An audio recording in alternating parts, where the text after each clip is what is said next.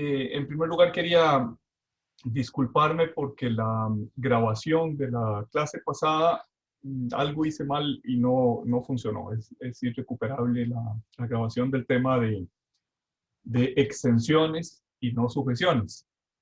De tal manera que si con la lectura les parece a ustedes que es insuficiente, pues podemos ya sea repetir la clase, ya sea tener una sesión de preguntas y respuestas. Ustedes me dicen qué quisieran a ese respecto.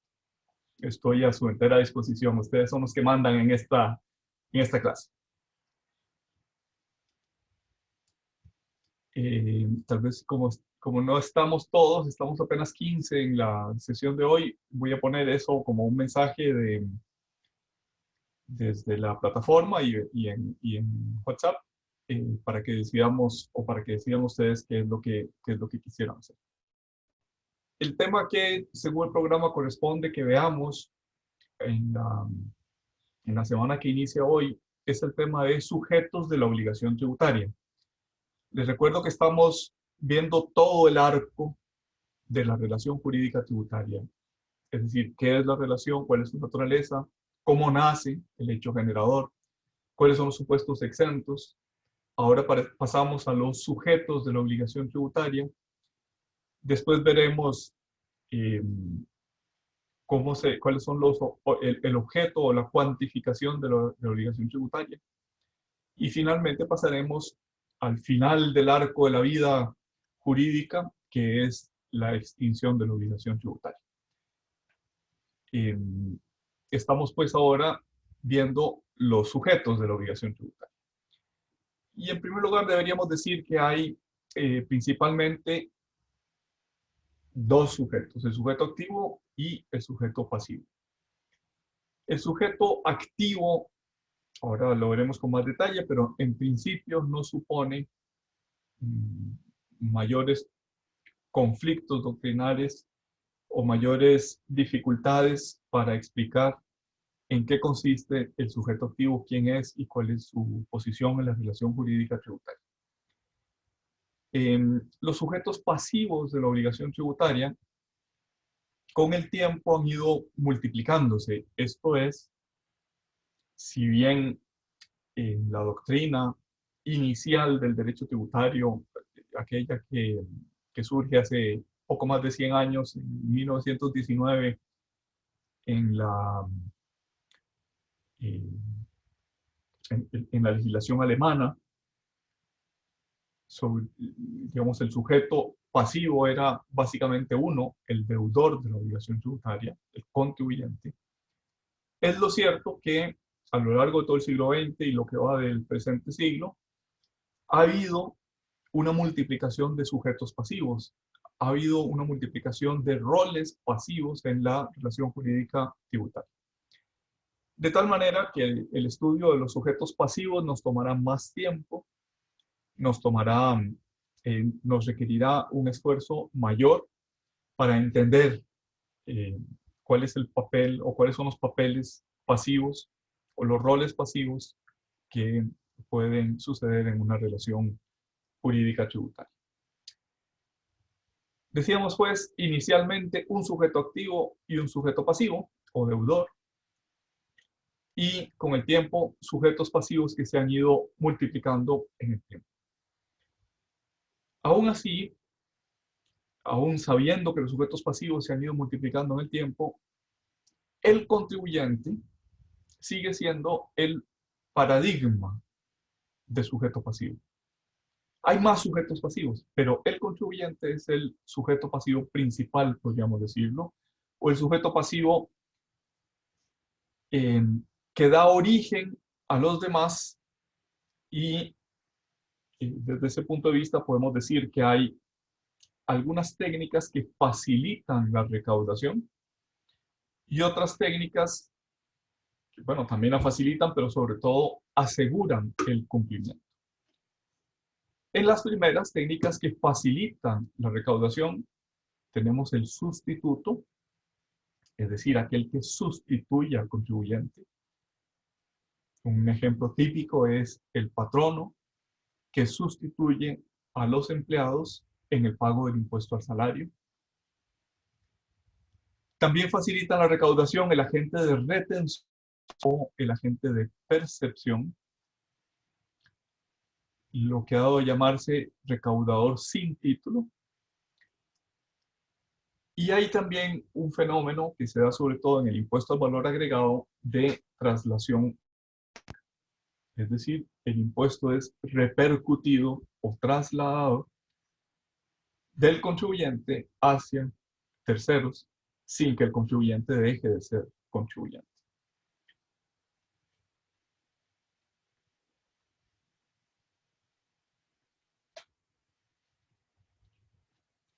Hemos dicho, son técnicas que facilitan. Hay otras técnicas que aseguran el cumplimiento de la obligación tributaria. Y así tenemos responsables, en particular los responsables solidarios de la obligación tributaria. Tenemos también la posibilidad de la transmisión de la obligación jurídica tributaria. Esto, dijéramos, es poco frecuente, pero no es imposible que la obligación tributaria se transmita. Sucede, por ejemplo, en la sucesión post-mortem, que los herederos pueden no solo recibir los activos del obligado tributario, del contribuyente, sino también los pasivos. Entre ellos, eh, puede serles transmitida la responsabilidad de la obligación tributaria. Ello está en el artículo 21 del Código de Normas y Procedimientos Tributarios. Bien, dice el artículo 11 del Código de Normas y Procedimientos Tributarios que la obligación tributaria surge entre el Estado u otros entes públicos.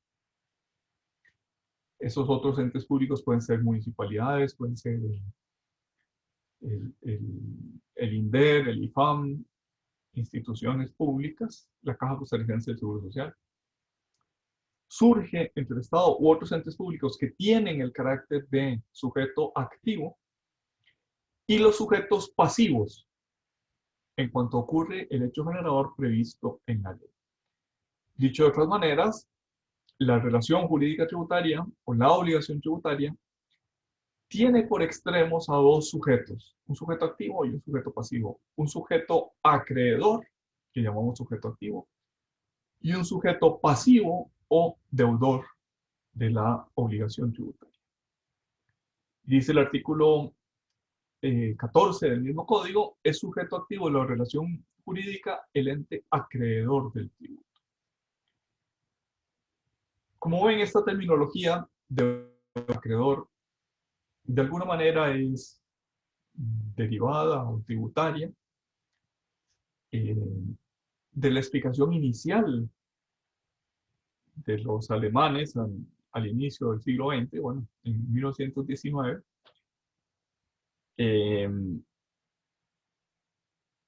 que pretendió explicar la relación jurídica tributaria por asociación, por extensión del fenómeno de las obligaciones civiles. Esto es, obligaciones de deuda. Después hemos dicho, esa relación jurídica se ha ido, digamos, complicando, se ha ido haciendo más compleja, y ahora esa relación de deuda quizás es insuficiente para explicar todas las relaciones entre el sujeto activo y el sujeto pasivo. Deuda hace especial relación a una deuda monetaria, a una deuda pecuniaria. Es cierto que el sujeto activo ya no solo tiene potestades de cobro, no solo tiene potestades de percibir una suma de dinero en concepto de tributo, sino que también es sujeto activo de otras obligaciones llamadas deberes formales, de otras obligaciones como por ejemplo el deber de informar, el deber de, bueno, la potestad de imponer sanciones. Esto es, si bien inicialmente esa explicación tiene que ver con una deuda como las propias del derecho civil y mercantil, es lo cierto que esa relación jurídica, conforme ha ido progresando en el tiempo, se ha vuelto una relación jurídica más compleja, que tiene mayores prestaciones que las puramente pecuniarias. Desde ese punto de vista, hemos de decir que el sujeto activo no solo es el acreedor del tributo, como dice el artículo 14, sino que también es el titular de otras potestades vistas desde el lado de la administración o de otras obligaciones vistas desde el lado del sujeto pasivo. Por supuesto, el sujeto activo, en primer lugar, es el que tiene una posición acreedora, es decir, la prestación en que consiste la obligación tributaria principal y las otras obligaciones o deberes, tienen por titular, tienen por sujeto que las puede exigir a un sujeto activo. ¿Qué es, pues, el sujeto activo? El que puede exigir el cumplimiento. No es lo mismo decir que el sujeto activo siempre es el titular del poder tributario o el titular del crédito tributario. El poder tributario está radicado en el Estado. Es el Estado costarricense el que tiene la potestad de imponer tributos. Desde ese punto de vista, un instituto como el INDER, como el IFAM, como FODESAF, como la Caja Costarricense del Seguro Social, no son titulares de poder tributario, no pueden imponer su voluntad a la voluntad de los sujetos pasivos. El único que tiene poder tributario es el Estado, y que se ejerce a través de la Asamblea Legislativa. Pero ese sujeto activo sí que puede ser el titular del crédito tributario, es decir, de la deuda. El sujeto activo puede coincidir o no con el titular del poder tributario. En el caso del impuesto sobre la renta, del impuesto al valor agregado, de los impuestos nacionales, coinciden. El Estado costarricense, uno cuyos órganos es la Asamblea, ejerce el poder tributario, y otro cuyos órganos es eh, las direcciones de la Dirección General, perdón, del Ministerio de Hacienda, pueden, en nombre del Estado, cobrar ese crédito tributario. No obstante, hay que decir que en el caso del INDER, del IFAM, de FODESAF, de la Caja y de otras instituciones en Costa Rica, el titular del crédito tributario no es titular del poder tributario.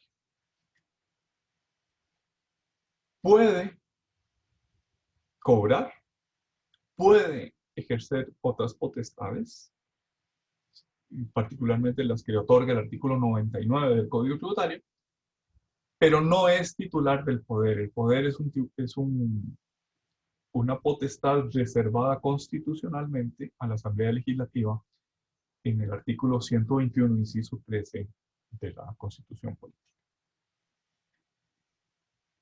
Cuando hablamos de los impuestos municipales, de la hacienda pública municipal, nos planteamos la duda de si la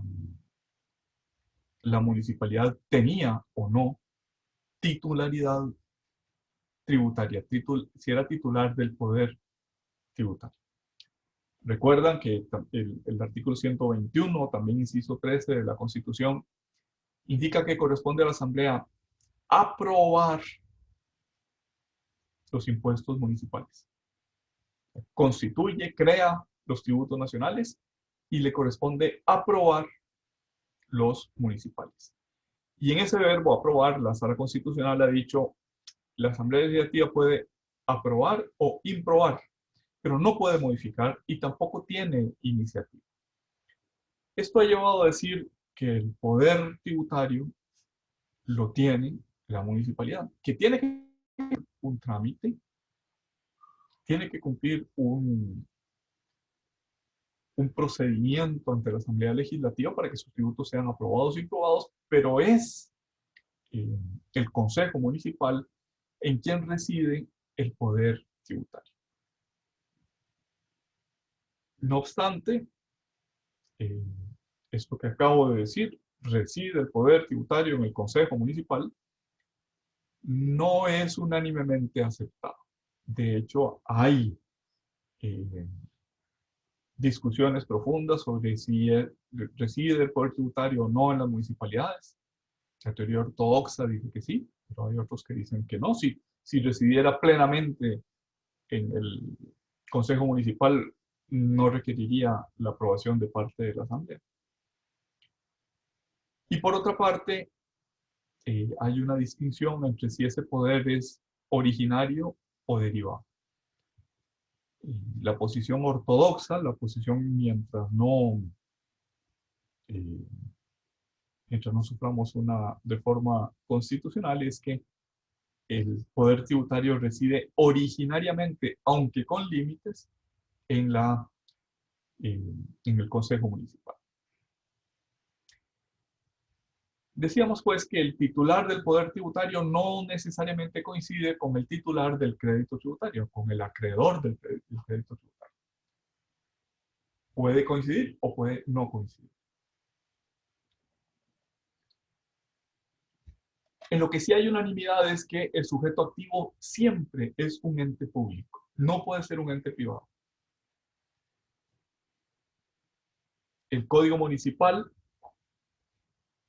perdón, la Ley de Asociaciones Cooperativas dispone que las asociaciones cooperativas tienen que pagar una suma de dinero, es una prestación pública, forzosa, coactiva, para eh, un ente que es un ente de capacitación, un ente que si bien pertenece a todas las asociaciones cooperativas, eh, no es un ente público, es un ente privado. Pues bien, eso no es tributo, precisamente porque el sujeto activo de esa prestación no es un ente público, sino que es un ente privado. Ahora, las potestades tributarias, la titularidad del crédito tributario suele descomponerse en tres potestades. En una potestad de gestión, en una potestad normativa y en una potestad financiera. La potestad de gestión es más amplia que las acciones de cobro. O sea, sin duda están orientadas a las acciones de cobro, pero gestionar el tributo implica otras cosas, como por ejemplo poner eh, un sitio web desde el cual se puedan cobrar los tributos, implica eh, fiscalización, implica eh, la concreción de algunos determinados deberes formales y esa potestad de gestión también suele invadir otro campo que llamamos potestad normativa. En principio, la potestad normativa, sobre todo en derecho público, corresponde a la Asamblea Legislativa, corresponde al Estado, que le ejerce a nivel de leyes en la Asamblea y a nivel de normas subordinadas a las leyes llamadas reglamentos a través del Poder Ejecutivo. Esa potestad normativa compete en primer lugar al presidente con el concurso del ministro del ramo de que se trate. En materia tributaria, normalmente el ministro de Hacienda.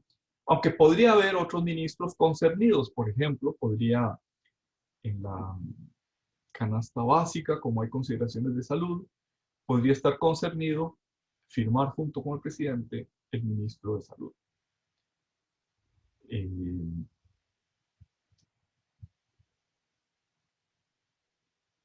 si algunos productos están exentos porque tienen alguna determinada característica, por ejemplo, productos agrícolas, podría estar concernido también, no en lugar del sujeto de Hacienda, sino además del ministro de Hacienda, el ministro de Agricultura y Ganadería. Y así sucesivamente, dependiendo de la materia de que se trate.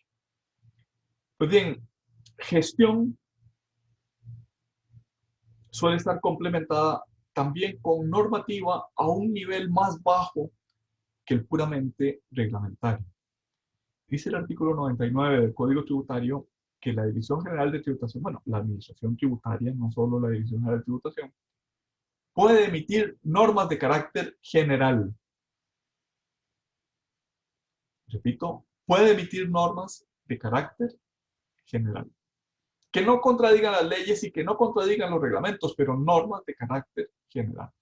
Es decir, la Administración Tributaria tiene una potestad normativa subordinada a la ley y al reglamento, pero potestad normativa al fin y al cabo.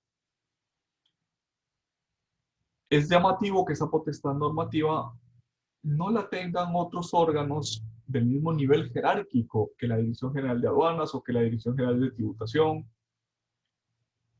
como podría ser, no sé, la Dirección General de Tránsito, la Dirección General de Migración, no tienen esas potestades normativas. El Código Tributario las atribuye expresamente a la Administración Tributaria. Y podría uno plantearse la constitucionalidad de esa potestad normativa, porque materialmente lo que esos entes, aduanas, tributación, son capaces de normar equivale materialmente a un reglamento. La Constitución reserva los reglamentos al Poder Ejecutivo ejercido por el señor presidente y el ministro del ramo. Por tanto, otra potestad normativa de emitir normas que materialmente son reglamentos, aunque no se llamen así, materialmente lo son, eh, podría cuestionarse su constitucionalidad. Yo no la he visto eh, cuestionada esa potestad. Hoy sale en el boletín judicial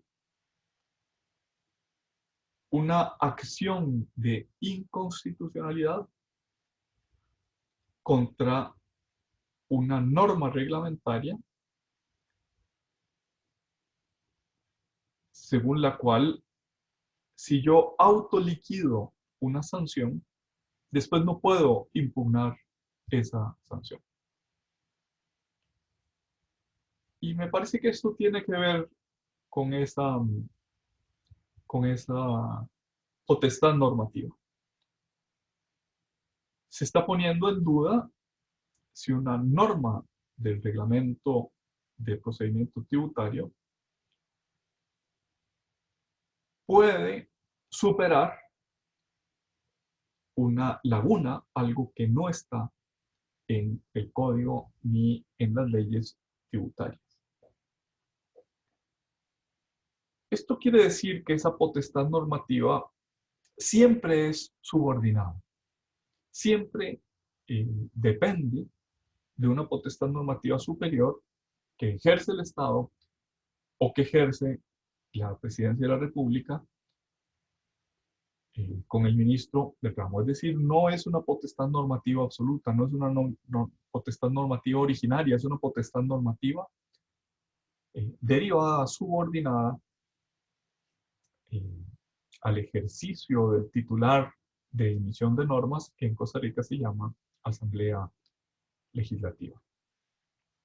Todavía cabe señalar que las potestades, el poder tributario se puede descomponer en una tercera potestad que es la potestad financiera. ¿Cuál es la potestad financiera? La potestad de gastar los recursos recaudados, los recursos que derivan del crédito tributario, en el cumplimiento de los propios fines.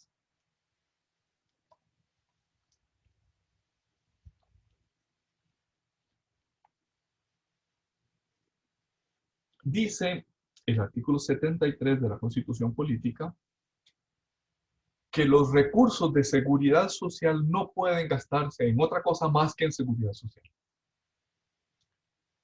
Ello no implica que necesariamente la potestad de gestión de las cuotas de seguridad social tengan que estar en la caja. Están así por disposición de la ley constitutiva de la Caja Costarricense del Seguro Social. Pero perfectamente podría la caja y tributación, visto que ambas cobran un tributo eh,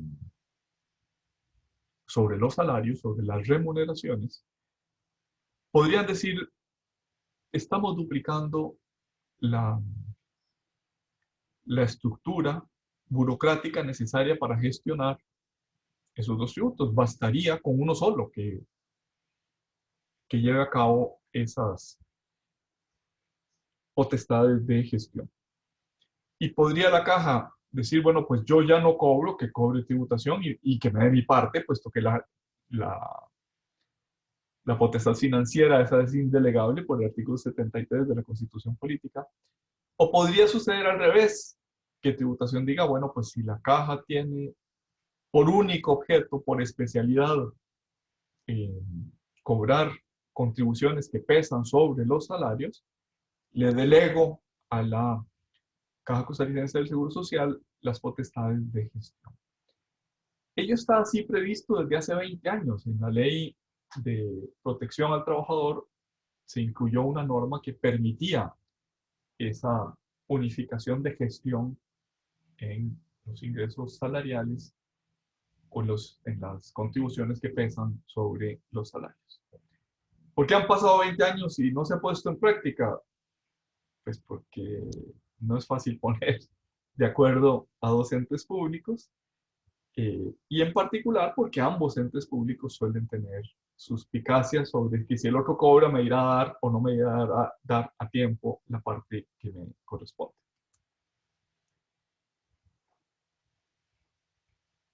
En cuanto a los sujetos pasivos, podríamos descomponerlos en dos.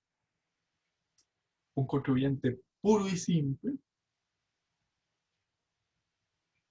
que es aquel que da cumplimiento al verbo contribuir.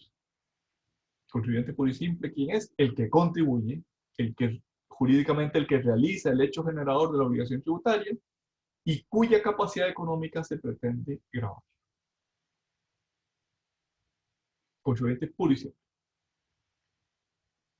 No obstante, ya dijimos que a la par de, junto a veces en sustitución del contribuyente, hay otros sujetos que pueden colaborar en la recaudación o bien pueden garantizar el cumplimiento de la obligación tributaria. Por tanto, ¿qué es un sujeto pasivo de la obligación tributaria? Es el obligado al cumplimiento de las prestaciones tributarias. Dice el artículo 15 de nuestro código que puede serlo, puede estar obligado al cumplimiento de esas prestaciones en calidad de contribuyente, esto es deudor por cuenta propia, o de responsable. En la terminología de nuestro código, el responsable es un deudor por cuenta ajena. Entonces, ¿cuál es el sujeto pasivo? El obligado. De hecho, en algunos países, por ejemplo en España, más que de sujetos pasivos, se considera que es más conveniente hablar de obligados tributarios. Obligados, en la terminología de la mayoría de los manuales que ustedes verán en la biblioteca, si han sido escritos en España, obligados tributarios es más amplio que sujetos pasivos. Dice el artículo 17 de nuestro Código Tributario, el contribuyente es la persona respecto de la cual se verifica el hecho generador de la obligación tributaria. ¿Quién es el contribuyente del impuesto de la renta? Aquel respecto del cual se realiza una renta. Aquel respecto del cual se verifica una renta. Se produce una renta, entonces impuesto sobre la renta, entonces contribuyente del impuesto sobre la renta. Dice el artículo 16 que los contribuyentes pueden ser solidarios, personas respecto de las cuales se verifique un mismo hecho generador de la obligación tributaria. El ejemplo paradigmático es el comprador de un bien inmueble, que el vendedor y el comprador están solidariamente obligados a satisfacer el impuesto de traspaso. ¿Qué es solidaridad tributaria? Recuerden que estamos en una parte del derecho tributario que está muy cercana al derecho civil o al derecho mercantil. Por tanto, la solidaridad tributaria está doctrinalmente construida sobre la solidaridad del derecho privado. En consecuencia, los efectos de la solidaridad, igual que los de la solidaridad civil, consisten en que la obligación puede exigirse total o parcialmente a cualquier deudor a elección del sujeto activo, a elección del titular de esa obligación tributaria. En el caso que decíamos, en una transferencia de dominio de un inmueble, puede el sujeto activo exigirla al vendedor o exigirla al comprador sin más límites que su propia voluntad, que su propia capacidad de elección. Igual que en materia privada, el pago por un deudor libera a los demás. Deudor, pecuniario. Sin embargo, cuando estamos frente a deberes formales, esto es, no los que tienen contenido pecuniario, el cumplimiento de un deber formal por parte de unos no libera necesariamente a los demás. Porque puede, así lo dice el código, ser de interés para la administración tributaria el que el deber formal lo cumpla no solo uno, sino todos los sujetos. Continúa el Código Tributario diciendo que la exención o remisión, recuerden de nuestra clase pasada que la exención en nuestro Código Tributario se adhiere a la primera doctrina, la primera explicación doctrinaria que considera la exención como el perdón de la obligación tributaria. Esa palabra remisión alude a perdón, se remite la obligación tributaria. La exención o remisión libera a todos los deudores, salvo que el beneficio haya sido concedido intuitu personae. Por ejemplo, si somos solidariamente responsables, la Cruz Roja y yo, y la Cruz Roja está exenta, se le remite, se le perdona la obligación tributaria. En ese caso, como esa exención está otorgada en beneficio de una determinada persona, la Cruz Roja, el otro obligado tributario, en este caso de mi ejemplo, José María, no estaría exento, no me podría beneficiar de la remisión de la obligación tributaria. La interrupción de la prescripción a favor o en contra de un deudor favorece o perjudica a los demás, si la obligación es solidaria.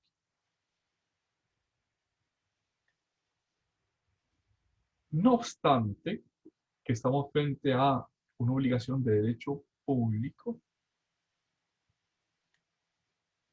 puede haber, y que es lo que caracteriza las obligaciones de derecho público, que están fuera del ámbito de la voluntad, no son negociables. No son negociables con efectos públicos, son negociables con efectos privados. Las relaciones privadas entre los contribuyentes y los responsables pueden afectar la obligación tributaria a nivel privado, pero no a nivel público. Ejemplo, el comprador y el vendedor de un bien inmueble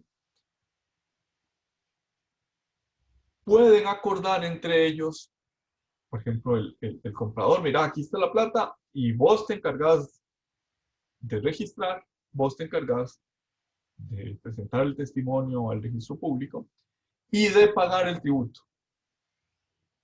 Pues bien, esas negociaciones, esas relaciones privadas entre particulares son lícitas, están reconocidas por el derecho privado, pero no por el derecho público. La obligación puede dividirse. Pueden decir uno u otro, la obligación te toca solo a vos o solo a mí, o aunque seamos solidarios, yo pago la mitad y vos pagás la otra mitad. Eh, pero esa relación particular no puede oponerse al fisco. Esto es, si el fisco o la hacienda pública le cobra a uno de esos dos obligados solidariamente responsables, no puede decir, ah, es que yo ya le di el dinero, por ejemplo, si soy el comprador, ya le di el dinero al vendedor para que pagara todo. Cóbrele a él. Pues podría la administración tributaria decir, a mí qué me importa, perdón por la expresión tan coloquial, puede decir la administración tributaria, yo tengo la potestad de cobrarle a uno o a otro. Si usted ya le pagó a su vendedor, usted vaya y reclámele a su vendedor, pero frente a la administración tributaria, usted no me puede oponer esa negociación particular. Otro de los efectos de la solidaridad es que si alguno de los obligados tributarios fuera insolvente, su porción se debe distribuir a partes iguales entre los otros. Yo soy copropietario junto con mis dos hermanos, junto con mis tres hermanos, de un inmueble. Copropietarios, ¿eso qué quiere decir? Que somos solidariamente responsables del impuesto de bienes inmuebles.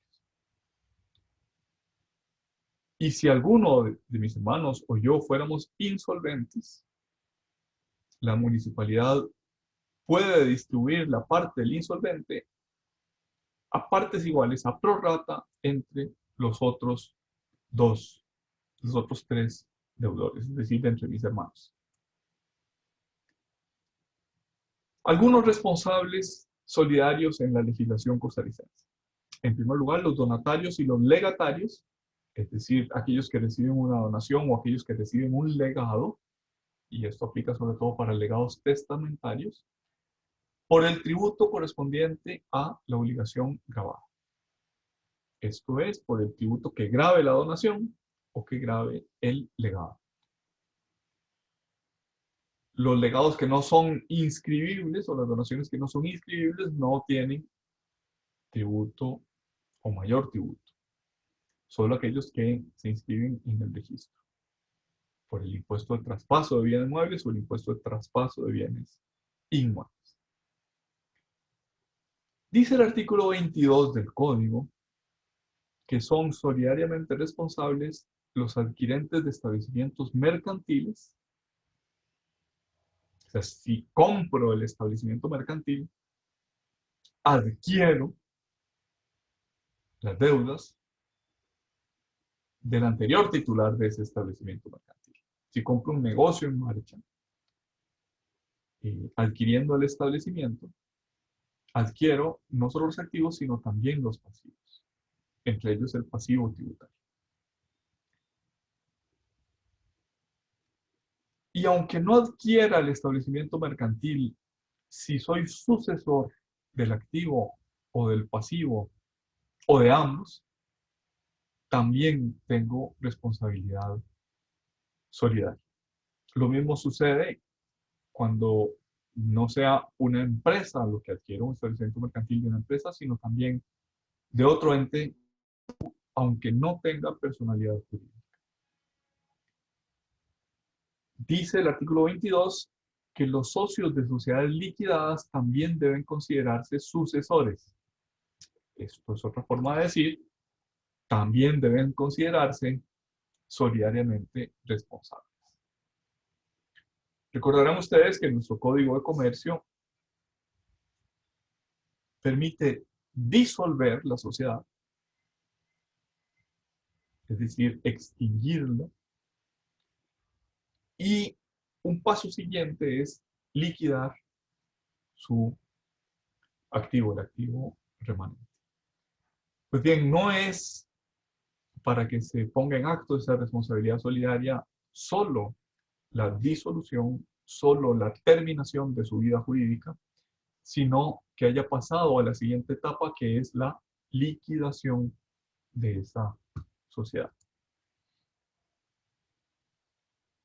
Tendremos ocasión de volver sobre ese artículo 22 y las consecuencias que puede tener. Dice el artículo 20 del Código, usando una terminología que se usa o que se usaba mucho en América Latina en los años 70, pero que ya no se usa en, en España y en Europa en general. Dice que hay responsables por cuenta propia, a los que llama contribuyentes, y hay responsables por cuenta ajena. Es decir, aquellos, dice el artículo 20, que sin tener carácter de contribuyentes, deben por ley cumplir con sus obligaciones, con las obligaciones del contribuyente. Y el artículo 23 menciona básicamente dos tipos de responsables por cuenta ajena o de obligados por cuenta ajena, que son los agentes de retención y los agentes de percepción. ¿Quién es el agente de retención? Aquel que con ocasión de un pago retiene, no hace el pago completo. Por ejemplo, en una contratación administrativa, el ente público que le paga eh, a su contratado administrativo, en lugar de pagarle el 100%, le paga el 98% de la contratación. Y ese 2% que retiene lo entrega directamente a Hacienda. O sea, supongamos que el ICE contrata a José María para que le lleve un juicio tributario. Y yo le cotizo al ICE, te voy a cobrar $10,000 por este caso, por este juicio. El ICE me pagará el 98% de esos $10,000. Y el 2% lo entregará directamente a Hacienda en nombre y por cuenta del impuesto sobre la renta que le corresponda a José María por esa contratación administrativa. Esto es, el ICE es un agente de retención, debe retener el tributo. En el caso de los restaurantes, es agente de retención el emisor de la tarjeta de crédito. O el banco, o Credomatic, o Scotiabank, o cualquier otro emisor de una tarjeta de crédito, le paga al restaurantero, le paga el monto de la factura menos un porcentaje que está definido por la administración tributaria a cuenta del impuesto sobre la renta y otro porcentaje a cuenta del impuesto al valor agregado. Entonces, ¿qué define a un agente de retención? A aquel que con ocasión de un pago retiene. Esa retención puede ser definitiva, única y definitiva, dice la ley del impuesto sobre la renta, por ejemplo, en el caso de los patronos.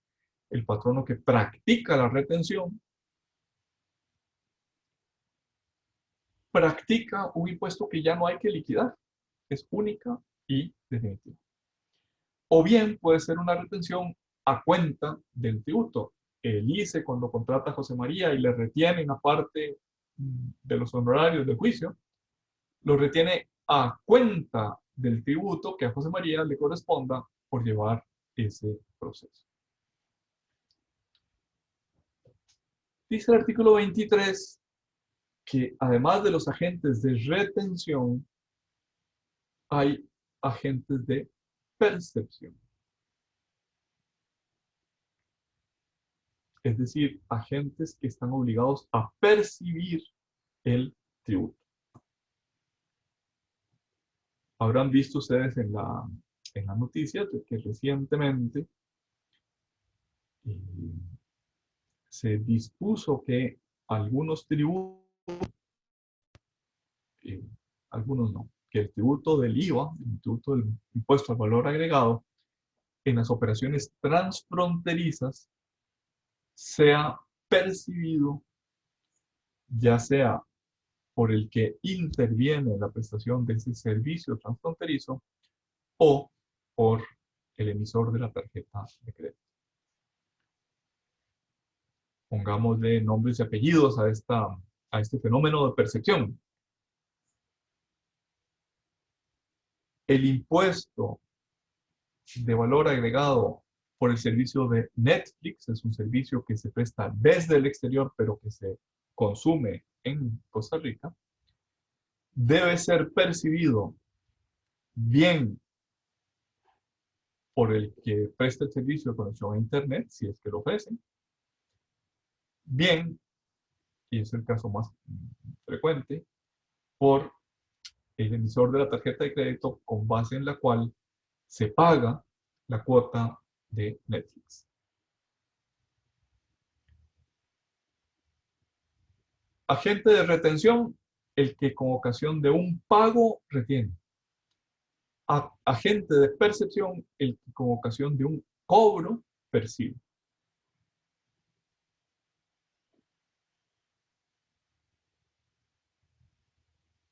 Preguntas, dudas, aclaraciones. Hablemos del impuesto a Netflix, que empieza a regir a partir del próximo octubre, 1 de octubre. Si alguno no lo ha pagado, su mensualidad de Netflix y quiere ahorrarse el impuesto, que lo pague antes del 1 de octubre.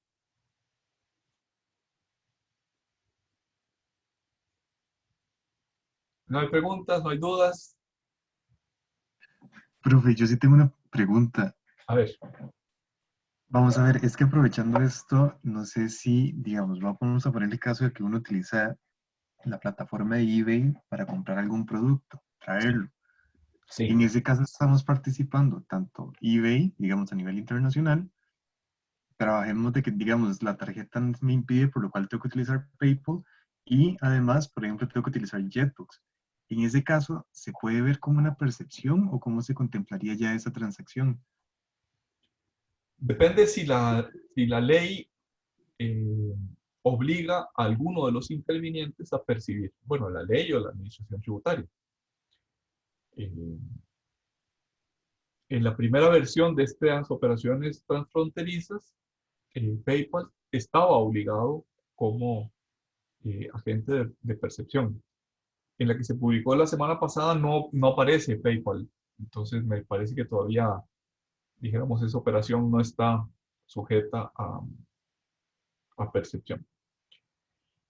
Eh, y disminuyeron desde unas 190 sujetos que prestaban servicios transfronterizos a Costa Rica y ahora, pues no sé, hay una docena o una quincena de agentes de percepción en la versión que se aprobó la semana pasada. Perfecto, gracias, profe. O sea, me parece que en este momento PayPal no tiene agente, o el servicio, o las compras que se hacen a través de PayPal no tienen agente de, de percepción. Me parece. Tendría que revisar. Profe, entonces, en ese caso, digamos, si no existe como un agente, ¿de qué forma, digamos, en este caso estamos viendo que pueden ser tres entes? ¿Cómo se ponen de acuerdo para lo que es el cobro del tributo? Es la administración la que dice quién. Digamos, la ley que autoriza es la ley del IVA. Autoriza a la administración tributaria a designar agentes de percepción con unos parámetros, ¿verdad? O sea, no es un cheque en blanco. Ujú. Eh, o sea, podría decir la administración, y me parece que es lo que va a suceder, el emisor de la tarjeta de crédito que respalda al sistema de pagos de PayPal tiene que percibir esos pagos. Lo que pasa es que no, si yo no me acuerdo mal, porque hace bastante rato que no utilizo PayPal, lo utilicé 2 o 3 veces y dejé de usarlo hace muchos años. Me parece que no solo, o sea, que no es únicamente una tarjeta lo que está detrás, sino que puede ser pues, una cuenta bancaria o puede ser hacerle abonos en efectivo a PayPal para tener una especie de saldo que se puede utilizar.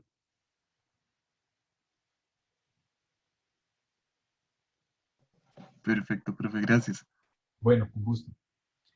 Pero sí es cierto que si hay, dijéramos, en el caso de que las compras sean de bienes físicos, no tiene mucho sentido porque los bienes, no tiene mucho sentido nombrar agentes de percepción, eh, como estos que hemos visto, como el emisor de la tarjeta de crédito, como el prestador de la plataforma, etcétera. No tiene mucho sentido porque esos bienes físicos pagan el IVA al pasar por aduana. Eso solo tiene sentido cuando se trate de bienes no físicos o de servicios, de bienes inmateriales o de servicios. Por ejemplo, eh, si yo compro eh,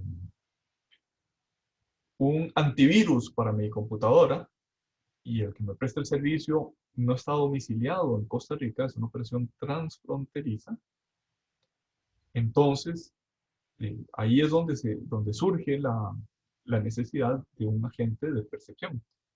Si el que me vende el antivirus está domiciliado en Costa Rica, no surge la necesidad de esa percepción, puesto que viene la facturación mensual o la facturación que me haga ese domiciliado en Costa Rica. O sea, esa figura en el IVA es básicamente para agentes transfronterizos, gente que está más allá de las fronteras costarricenses, que prestan servicios que se consumen dentro de las fronteras costarricenses. Bueno, y en el caso de bienes tangibles, está establecido para los restauranteros. El agente de retención o el agente de percepción, cualquiera de los dos, puede probar que el contribuyente ha pagado.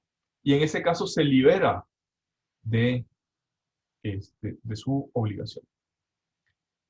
Y si satisface el tributo con dinero propio, con su propio capital, puede repetir del contribuyente, puede ir y pedirle al contribuyente, reembolsame lo que pagué en nombre y por cuenta tuya. También, si no hay norma autorizante, es decir, si se practica una percepción o una retención indebida, el agente de retención es responsable ante el contribuyente, eh, quien puede repetir del agente la suma indebidamente retenida. Puede ir donde el agente de retención y decirle, me cobraste algo que no tenías que haberme cobrado, devuélveme. Hasta aquí lo que dice nuestro Código de Normas y Procedimientos Tributarios. Bueno, hasta aquí el resumen de lo que dice nuestro Código de Normas y Procedimientos Tributarios. Vamos a pasar a un esquema un poquito más amplio de sujetos pasivos, ya no solo deudores por cuenta ajena, ya no solo agentes de retención y de percepción, sino que vamos a ampliar la clasificación de los sujetos pasivos para que contribuya, para que nos explique mejor cuáles son las distintas posiciones pasivas que puede adoptarse en derecho tributario. Un primer sujeto, evidentemente, es el contribuyente, que puede ser contribuyente único, puede ser contribuyente solidario, puede ser contribuyente mancomunado. ¿Recuerdan ustedes las diferencias entre solidaridad y mancomunidad propias del derecho civil? Aplican plenamente para el derecho tributario. Es decir, un deudor mancomunado no puede ser obligado a pagar la parte de sus codeudores, como sí lo puede ser obligado el sujeto pasivo solidario, los contribuyentes solidarios. El mancomunado es deudor de una parte a prorrata. Nunca puede ser responsable de la parte de los demás. Cabalmente porque no es solidario. Existen también otro sujeto que llamamos sustituto. Generalmente la sustitución sucede con ocasión de una retención, es decir, el sujeto practica la retención, pero el contribuyente sale del círculo de obligados tributarios.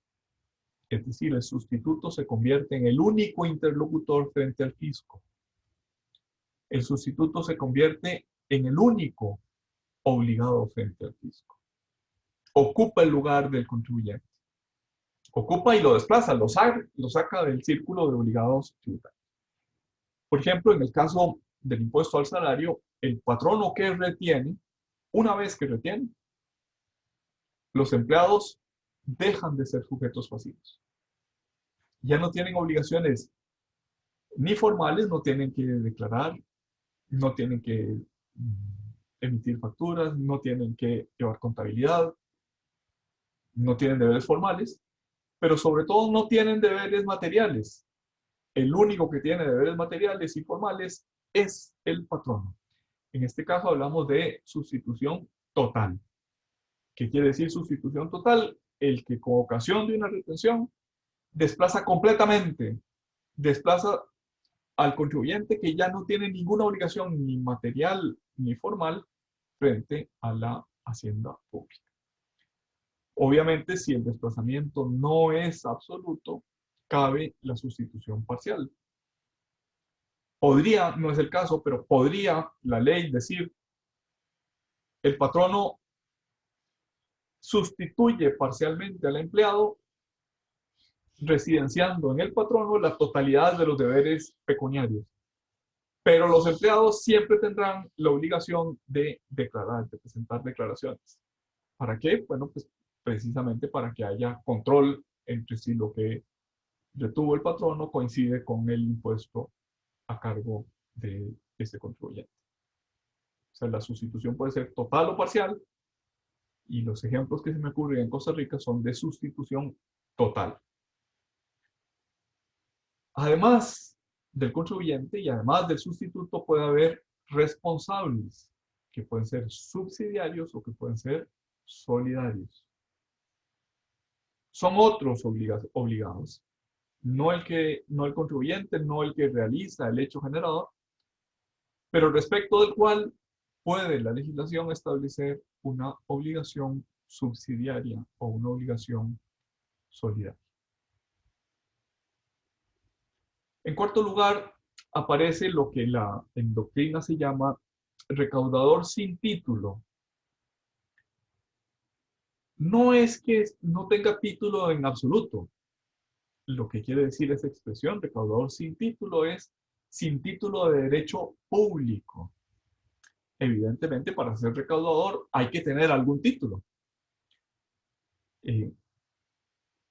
Por ejemplo, puede la Dirección General de Tributación firmar convenios, y de hecho lo ha hecho, con los bancos y con otros entes públicos, de tal manera que se pueda recaudar el tributo sobre la renta pagándolo en el banco. ¿Por qué el banco puede recaudar el tributo? Porque tiene un título de derecho privado, que es un contrato de derecho privado entre la Dirección General de Tributación.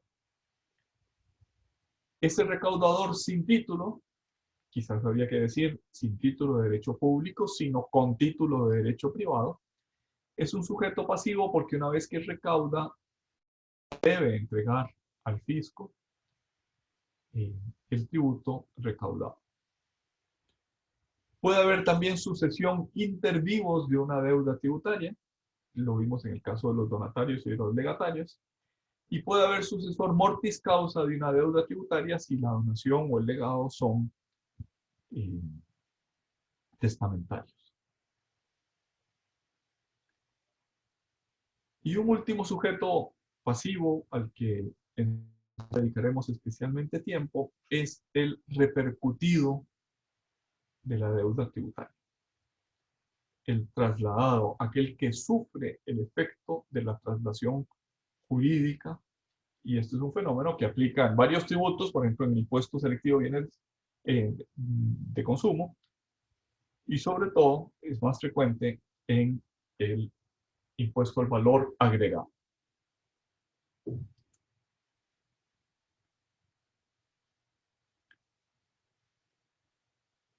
¿Cuál es el elemento subjetivo del hecho generador? ¿Se acuerdan que vimos esto en la lección que tenía que ver con el hecho generador? El elemento subjetivo es el vínculo que une a un sujeto con el elemento objetivo. El vínculo que une a una persona, puede ser una persona colectiva, puede ser una persona física, con el elemento objetivo del hecho generador. Nuestro artículo 15 dice que es la persona respecto de la cual se verifica el hecho generador de la obligación tributaria. ¿Quién es el contribuyente? ¿Quién es el elemento subjetivo del hecho generador? Aquel respecto del cual se verifica el hecho generador de obligación tributaria. Aquel que realiza la obligación tributaria, aquel que incurre en el hecho generador de la obligación tributaria.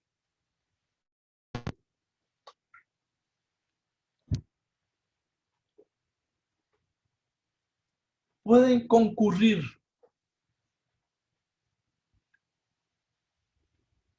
respecto del hecho generador en forma solidaria o en forma mancomunada distintos contribuyentes. De acuerdo con el artículo 16 del Código de Normas y Procedimientos Tributarios, la solidaridad tiene que estar expresamente prevista en la ley. Y hay algunos ejemplos en ese artículo 16 de solidaridad. Y en el artículo 7 de la vieja ley de impuesto al valor, de la vieja ley de impuesto sobre bienes inmuebles, había algunos ejemplos de mancomunidad. Esto es, de copropietarios que la ley les establecía el pago del tributo de bienes inmuebles en forma mancomunada. Son codeudores, pero no son solidarios. Son codeudores, pero esa deuda se divide entre cada uno de ellos. En la jerga económica, no en la jerga jurídica, en la jerga se habla además de el realmente incidido, es decir, de aquel cuya capacidad económica es la verdaderamente grabada con el tributo. Por ejemplo, en el impuesto sobre la renta que grava al restaurantero, ¿cuál es la capacidad económica que se quiere grabar? Es la capacidad del restaurantero. Es decir, es la renta que obtuvo el restaurantero con base en su actividad. ¿Quién es el realmente incidido? El restaurantero. Pero en el impuesto de bienes al valor agregado, perdón,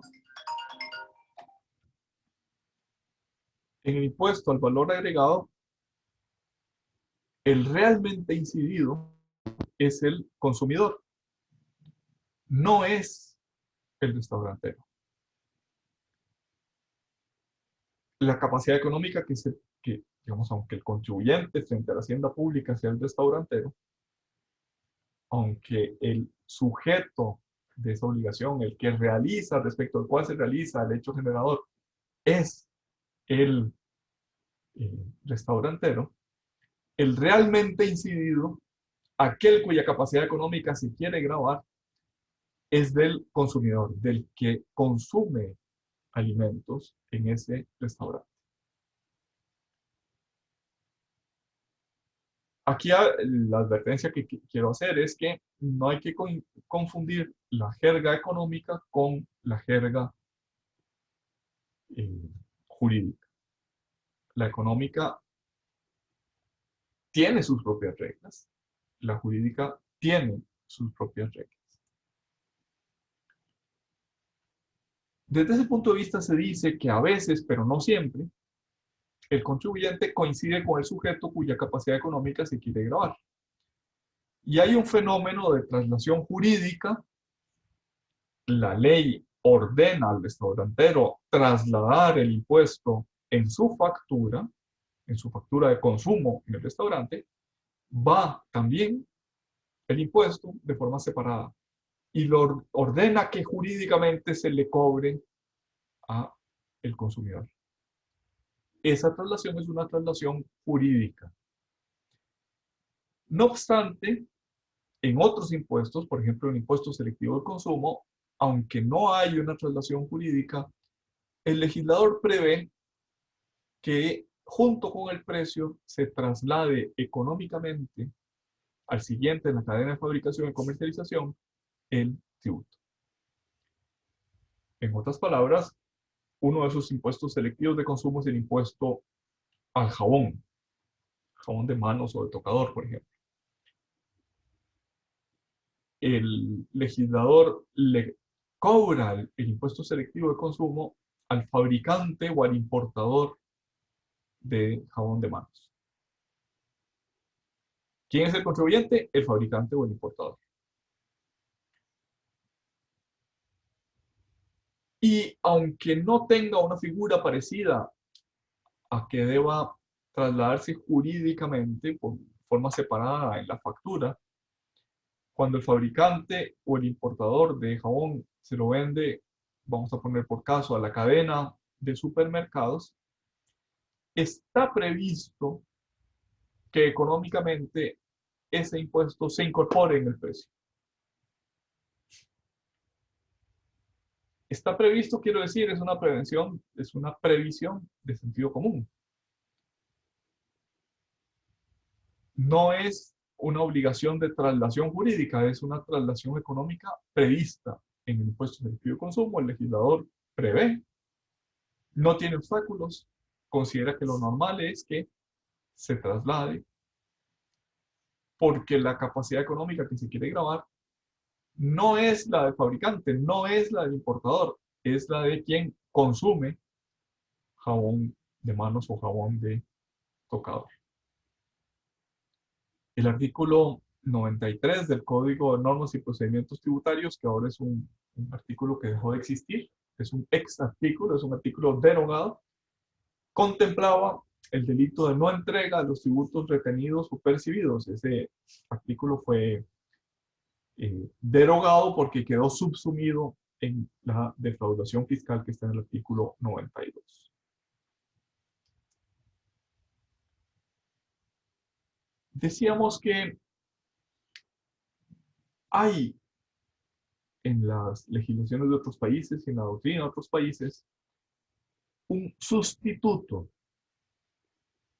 que no está contemplado expresamente en nuestra legislación, pero que cuando hay fenómenos de retención o de percepción, si la ley materialmente prevé que el obligado tributario salga del círculo de obligados tributarios, se da un fenómeno de sustitución que puede ser total o parcial.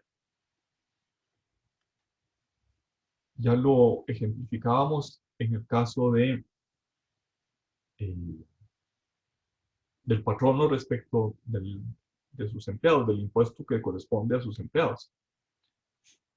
El otro ejemplo es cabalmente este del impuesto, por llamarlo así, Netflix, el impuesto del valor agregado que se le cobra al prestador de un servicio inmaterial desde el exterior que se consume en Costa Rica. Si yo, legislador o yo, administración tributaria, le ordeno al emisor de la tarjeta de crédito que perciba el tributo, ese perceptor sustituye a todos los efectos al prestador del servicio que está fuera de nuestras fronteras. Ahora, conviene dirigir más afinadamente nuestra mirada sobre cuál es el fenómeno de sustitución, en qué consiste ese fenómeno de sustitución. Y podríamos decir que así como la obligación tributaria principal tiene un hecho generador, el sustituto realiza un presupuesto de hecho separado, pero junto, separado pero no tanto del hecho generador. Separado quiere decir distingue del hecho generador, pero que sucede junto al hecho generador con un elemento subjetivo distinto, al cual la ley lo constituye en deudor. Por ejemplo, en el impuesto sobre el salario, el hecho generador es la percepción del salario. Pero junto a la percepción del salario, hay otro presupuesto de hecho similar, que es pagar el salario. No percibir, sino pagar el salario. Al que paga el salario, que no es contribuyente, puesto que no es el que percibe el salario, el que paga incurre en ese presupuesto de hecho separado, junto a, tal vez separado no es la mejor palabra, separado en el sentido de distinguible del hecho generador, pero que sucede a la vez junto a el hecho generado. Y que se caracteriza por tener un elemento subjetivo distinto, un sujeto distinto. En el impuesto al salario, el elemento subjetivo es el asalariado, el que percibe el salario. Pero ese presupuesto de hecho separado, el que paga el salario, tiene un elemento subjetivo distinto, que es el que paga el salario. Y lo que la ley hace es que al que paga, no al que realiza el hecho generador, al que paga, lo constituye, lo elige en deudor. En lugar de el sustituido, en lugar de el contribuyente. Esto es, los mecanismos de determinación y de recaudación lo ubican en primer plano, en lugar de, en sustitución de el contribuyente o sujeto pasivo del hecho generador de la obligación tributaria. ¿Se entendió cómo funciona el mecanismo de sustitución? ¿Quiere alguno hacer algún comentario o alguna pregunta? ¿Preguntas, dudas, aclaraciones, comentarios, observaciones? Profe, Sí, una pregunta. Con eso de que usted dice que son separados, el hecho generador del sustituto al que se pretendía grabar, se sí. podría decir que son como, por así verlo, accesorias, hablar como de una accesoriedad del hecho generador. Sí, no es la palabra que utiliza la doctrina, ¿verdad? Accesoriedad por oposición a principal. Lo que dice la doctrina es que el hecho generador, que es el que genera la obligación tributaria, puede tener un presupuesto de hecho paralelo, que no se, o sea, que se puede distinguir, con eso quiero decir que es separado, pero que en la práctica están muy juntos, ¿verdad? O sea, percibir y pagar el salario, recibir salario y pagar salario, pues dijéramos que son dos caras de la misma actuación. Percibir el salario es el hecho generador, pagar el salario es el presupuesto de hecho separado o distinguible con un sujeto pasivo, perdón, con un sujeto subjetivo, elemento subjetivo distinto. Y lo que hace el mecanismo de sustitución es que, sucedido el hecho generador, crea el contribuyente, pero inmediatamente lo sustituye por ese otro presupuesto de hecho, llamémosle paralelo, tal vez separado no es una buena palabra en esta figura. Paralelo va a la par de, junto a, pero no se confunde con el hecho generado. No sé, Muchas gracias, profe. con gusto. No sé si mi explicación más bien añadió confusión, pero lo que quiero decir es que ese presupuesto de hecho paralelo más que separado no se confunde, no es exactamente el mismo hecho generador. Eso es lo que quiero decir.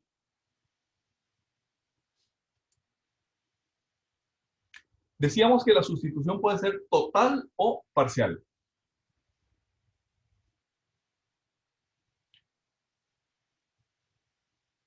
Es total cuando todas las obligaciones formales están residenciadas en el sustituto. Es decir, la obligación de pagar, pero también la obligación de declarar, la obligación de llevar contabilidad, la obligación de emitir facturas, la obligación de informar, todas las obligaciones, llamémoslas accesorias, pero otra forma es las obligaciones formales, no materiales. Las materiales y además las formales se trasladan al sustituto. En este caso, la sustitución es total. Desde ese punto de vista, se dice que el sustituto es un obligado principal. No solo el contribuyente es un obligado principal, sino que también lo es el sustituto. Puede suceder que esa sustitución sea únicamente parcial. En el impuesto de remesas al exterior, que está previsto en la ley del impuesto sobre la renta, y que básicamente consiste en que un no domiciliado percibe una renta de fuente costarricense, el no domiciliado percibe una renta de fuente costarricense, y por tanto, al que paga esa renta, la ley le atribuye el deber de retener.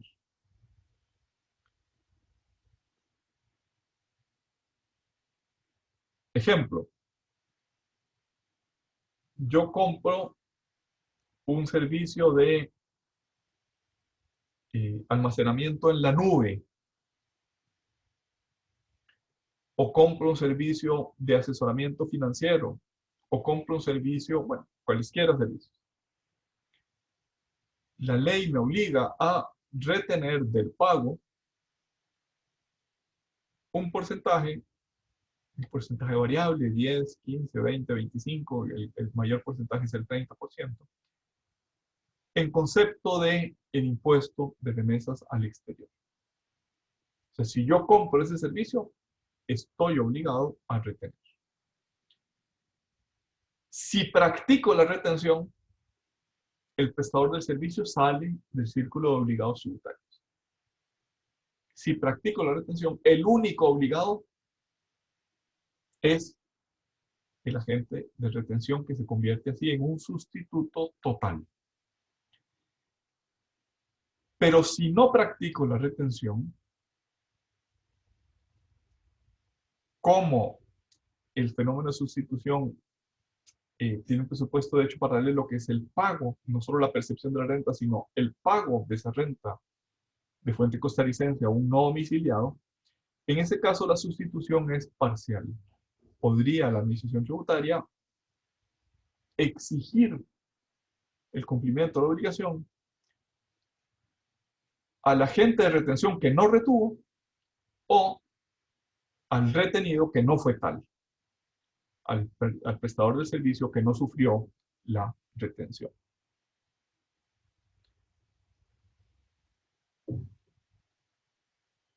Decíamos que la sustitución puede darse con ocasión de una retención, es decir, cuando yo retengo, cuando yo hago un pago, no lo hago completo, sino que retengo una parte del pago.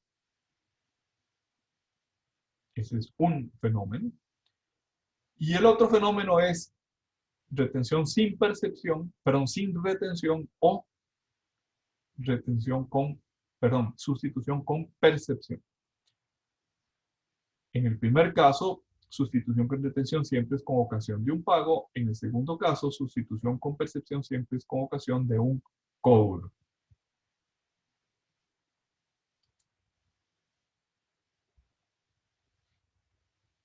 Dice el artículo 20, y eso está relacionado con el artículo 43 del Código Tributario,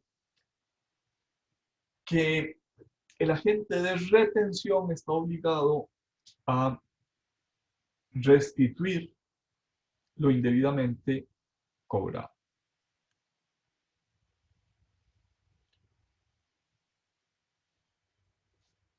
y que la administración está obligada a restituir lo pagado indebidamente con ocasión de una retención o percepción. Esto es, si el agente de retención o de percepción que se convirtió en sustituto lo hizo indebidamente, cobró más o cobró algo que no debía cobrar y lo entregó al fisco, el fisco está obligado a restituir. Pero pongamos en contexto esto que estamos explicando. El contexto es que con ocasión de la retención o de la percepción, como la sustitución es total, el obligado principal, el contribuyente, sale del círculo de los obligados tributarios. ¿Esto qué quiere decir? Que no tiene relación con la administración pública, que no tiene relación con el fisco. Salió del círculo de obligados.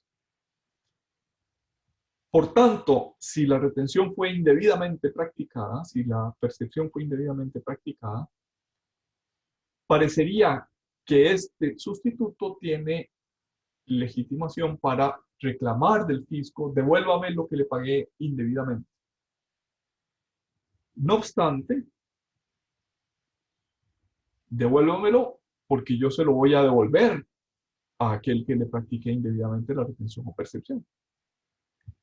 No obstante, la jurisprudencia ha dicho que la legitimación la tiene solo si pagó con fondos propios.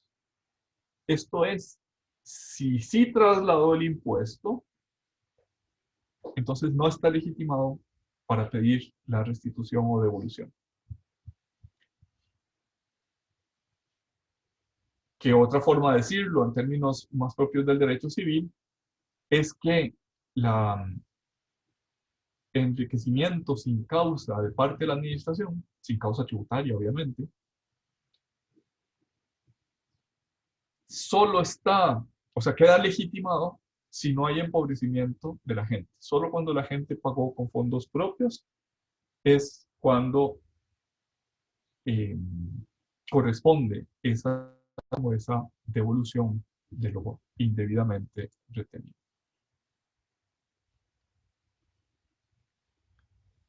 Existen retenciones a cuentas, la del ICE que les comentaba, la de los entes públicos, la de las contrataciones administrativas de carácter público,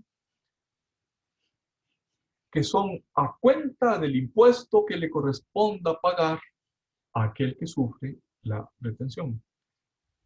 Ya no hay sustitución, es decir, el ICE no sustituye al contribuyente, el contribuyente tiene que pagar el impuesto que le corresponda, porque la retención es a cuenta del impuesto que le corresponda. Y tampoco hay sustitución de los deberes formales porque tiene este sujeto retenido obligación de facturar, obligación de llevar contabilidad, obligación de presentar declaraciones, etc. Desde ese punto de vista se dice que hay una sustitución no de la gestión, sino parcial del deber de pago. El agente de retención en estas contrataciones administrativas retiene y paga en nombre y por cuenta del retenido, paga el impuesto a cuenta del impuesto que le corresponde.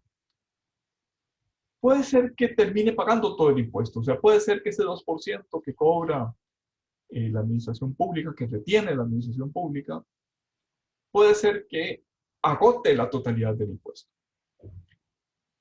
Y por tanto, pues hay una sustitución del deber de pago y un anticipo del deber de pago en las retenciones a cuenta. Todavía distingue la legislación internacional y la doctrina de otros países lo que ha dado en llamarse retención directa, cuando el sustituto y el sujeto activo coinciden. Esto sucede, por ejemplo, en el caso de los empleados públicos. O sea, cuando la Hacienda paga el salario que le corresponde a un empleado público, pero le retienen una parte de ese salario, no a cuenta, sino le retiene la totalidad del impuesto al salario. Es una retención única y definitiva. Y en este caso, el sustituto, el patrono y el sujeto activo, la hacienda pública, coinciden, se confunden, son el mismo. Eso es lo que la doctrina llama retención directa. ¿Qué quiere esto decir? Que no es como la mayoría de las retenciones a cuenta o definitivas, en la que un sujeto debe entregar el monto de la retención a la hacienda pública. No, no, no, es la hacienda pública la misma que retiene. Y por tanto, es la misma que directamente, con la práctica de la retención, se da por satisfecha el impuesto que corresponde. Bien, vamos a dejarlo por ahí el día de hoy. Repito con mucha pena para los que llegaron tarde que la clase sobre extensiones no quedó grabada, algo hice mal y la grabación se echó a perder. Creo que lo que sucedió es que apagué la computadora antes de que se terminara de procesar la grabación y por tanto es irrecuperable. No la puedo recuperar y les pido disculpas, no la voy a subir, pues no tengo esa grabación y espero que no suceda. Les voy a poner, le ofrecí a los primeros que se conectaron el día de hoy, voy a poner una explicación de esto que acabo de decir mediante correo que les envíe y también me voy a poner a su disposición por si quieren que repitamos esa clase o que hagamos una versión más resumida, o en fin, o cualquier otra sugerencia que ustedes tengan a bien hacer. Profesor, Sí. tengo anotado en mi calendario que el jueves que viene es el examen. Es nada más para confirmar eso, para ver si vamos a cambiar la fecha o algo así. Creo que sí vamos a tener que cambiar la fecha, primero porque el examen no está listo todavía y segundo porque hemos visto muy poca materia que debería entrar en el segundo examen. Les mando un correo también con una nueva propuesta de examen, de fecha de examen. Perfecto, profesor, muchas gracias. Con gusto.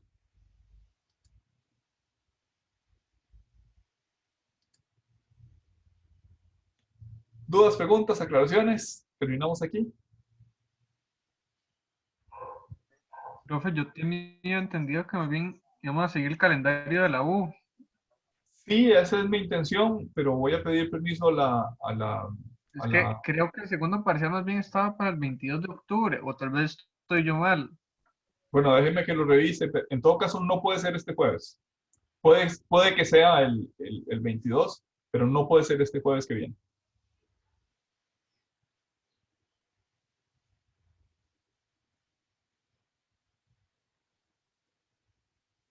¿No hay más preguntas? Concluimos aquí entonces. Muchas gracias por haber participado el día de hoy. Gracias, profe. Muchas gracias, profe. Buena tarde. Gracias. Nos vemos en otro jueves.